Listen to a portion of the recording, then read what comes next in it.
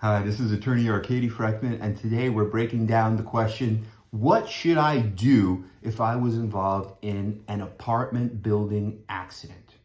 So what should you do? Well, first of all, it really depends on what type of accident. Say you were involved in a slip and fall or a trip and fall. What should you do? Well, number one, get medical care. You have to get medical care if you're feeling any type of pain, symptoms, or even just discomfort, because you want to make sure that you're better. That's number one, your health. And number two, you want to make sure that you have some kind of evidence that you're getting treatment. If you end up having an injury down the line, it could be diagnosed in a month, even in 3 months, even in 6 months, some point in the future. But you want to make sure that you were getting treatment right away because you had symptoms. If you have symptoms, if you feel pain, but you don't go anywhere, that's okay, but it's a weaker case, right? Because now the insurance company, the other side, can say, well, if you're really that hurt, how come you didn't go to a doctor for a week, for 2 weeks? And the longer, the value of the case just keeps going down and down and down. So that's very, very important. Now, the other thing that you can do at the scene is take a picture of the dangerous condition that caused you to fall. It could have been a puddle of water, oil. It could be a permanent defect like a hole or a broken piece of concrete. Sometimes we see the steps, the marble steps get chipped and there's like a piece broken off. Whatever it was. Oftentimes we have clients just sitting in their living room and the entire ceiling collapses on them. So you take a picture of the ceiling. What fell? Was it just a little sheetrock? Was it the actual plaster? Was it the subsurface inside? You could take pictures of it. We've had clients with the ceiling dust on their face and all over their body taking pictures. And that's very helpful because one of the defenses, again, will be, well, how do we know that it really happened? How do we know that you were injured in this incident? And having that kind of evidence, right? A picture of the actual ceiling plaster and the dust on your body, having witnesses, even if it's like family members there too, having pictures of the condition, having medical treatment right away is very, very helpful. And then the third thing that you should do is you should report it, right? If it's happened in an apartment building, report it to your super, report it to the management company, report it to your landlord, send them an email, send them a text message, write them a letter, old fashioned, put it in an envelope and mail it, keep a copy. Whatever you can do to prove that you notified them, even if you just notify them verbally, just maybe record a video of you notifying them for 10 seconds. Hey, Mr. Super, I was in an accident. There was a puddle and I slipped. And keep the video, because then you have that proof, the video or the audio, whatever you can do. And the same way, get witnesses. And witnesses could be witnesses to the event, meaning a witness that saw you slip and saw you fall, confirming that it really did happen. And there could also be a witness to the dangerous condition, known as a notice witness, right? They may not have seen you fall, but they could talk about the fact that this puddle happens. Either it's a recurrent condition, like over and over again. Whenever it rains, let's say the part of the ceiling leaks and there's a puddle, and that's why you slipped, because I've seen that puddle for the last 6 months after it rains, and now it happened again and you slipped. Or maybe just a witness to that condition. I saw that, let's say, puddle at 8 a.m. this morning, and then I learned later that at 2 p.m., Miss Jones fell. She slipped and fell on it. But I know that same puddle at the bottom of the steps in the lobby of that apartment building was there at 8 a.m. and I saw it when I was leaving for work. So if you can get any kind of witnesses like that, that's very, very powerful.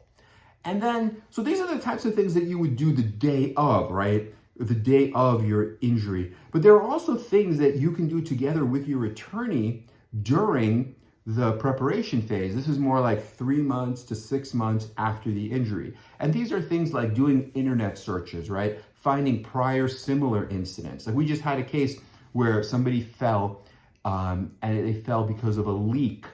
And it was actually coming from a roof. And we found out that there was a lawsuit, I think 5 months before, in that same area where somebody else fell because of that same condition. So even though they were represented by a different lawyer and they are an individual that I don't know, we could reach out to them, right? Get them to sign a witness statement. Now that's very powerful. I was a plaintiff. I was in the same location. I fell. I was injured. My case, settled or whatever happened. And now, a few months later, instead of correcting that condition, they left it untreated and somebody else fell. So that's very powerful. Also, when you're doing depositions, it's good to, in New York now, we have something known as 20220, where we could talk about topics. And we could say, hey, these are the topics we want to talk about. And then it becomes the defense's burden to find the person most knowledgeable and talk about what information is known or readily available to the company. So any kind of entity, any kind of company, whether it's an organization, a corporation, partnership, or any kind of company or entity. And then you can kind of cut through butter with a knife and get to the real heart of knowledge of that entity. And whatever that individual says binds the entity. So that individual becomes the voice of the corporation. And that's very powerful to getting at what their positions are, right? Because they can't change it. They can't say, oh, talk to this guy, he doesn't know, talk to that guy, he doesn't know, or he's gonna say this, he's gonna say that, and then we don't know, and then you can go on a fishing expedition forever and never catch a fish. But this way, it becomes their responsibility. It kind of flips the script, puts the burden on them, on the corporation. They have to prepare an individual or multiple individuals based on the topics that you want to talk about, and then you get to depose them. So we've been using that, and I think that's going to be very powerful. It's available now in every state as well as federal court. It's known as 30B6 in the federal court, and in New York, it only became available in February of 2021. So it's been here less than a year, but we've started taking depositions. I just took, I think, 3 or 4 depositions in one case, and I'm doing more depositions in another case using the 20220. And we might have to go to the court to get some motion practice, to get some orders, to help, the courts interpret what the law will be in New York, because we're kind of like writing the law as we go along since it's so new, but that's an exciting area.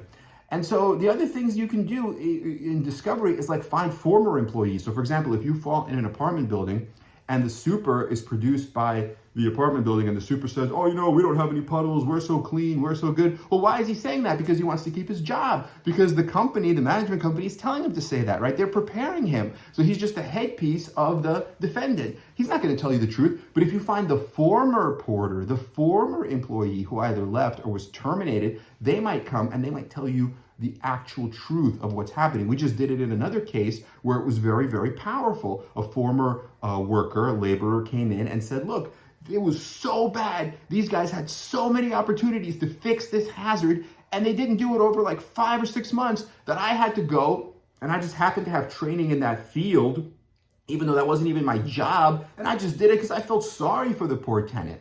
And that's so powerful. He's just like an independent guy. Why would he be lying? He has no reason to lie. He has no skin in the game. He's just a completely independent witness. And when the insurance companies see that, they'll change their tune. Like we've had cases where they've originally wanted to pay us like $75,000, and when they see evidence like that, they flip the script and they say, boom, this isn't $75,000, this is $750,000 to $1 million that we have to pay out because this is a real case, and these guys have real independent witnesses. What are we going to do? You tied our hands, right? Insurance companies are all about risk. So if you put them in the corner, if they want to manage their risk, they want to limit their risk, they'll pay out rather than take a risk at trial where they could potentially be hit for, like if they pay you $750 now, that means if it did go to trial, they could potentially be hit maybe for $2 or $3 million. I mean, maybe not. Maybe the case could be also dismissed. You never know with a jury. You take that risk, but because they see that risk and you're showing them that risk and it's credible and it's real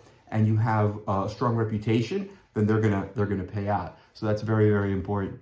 So this is basically like what we would do. And I think like when thinking about what you would do after a premises accident, whether it's a slip and fall, trip and fall, ceiling collapse, any other type of accident, you have to think about what you would do in terms of liability, fault, and you have to consider the defenses, right, that the other side is going to bring up. And usually the defenses are, oh, it didn't happen, it was unexpected, we didn't know about the hazard, we didn't have enough time to fix it, we don't have a duty, it's not our responsibility to fix this puddle, it was unstoppable, was unavoidable. Like, let's say it was raining and somebody walks in with a wet umbrella and they drip. So then, we can't clean every second, things like that. Or it's too burdensome, it's too costly. Like, even though it's, let's say something like a roof leak, they could say, oh, it's too burdensome. We would have to replace the whole roof and we would go bankrupt, or, whatever. Or it's a judgment call. We thought it was safe, or, they'll get their own experts. Like, we have an engineer saying it's unsafe, and they'll have another engineer for them saying, no, it was completely and totally safe.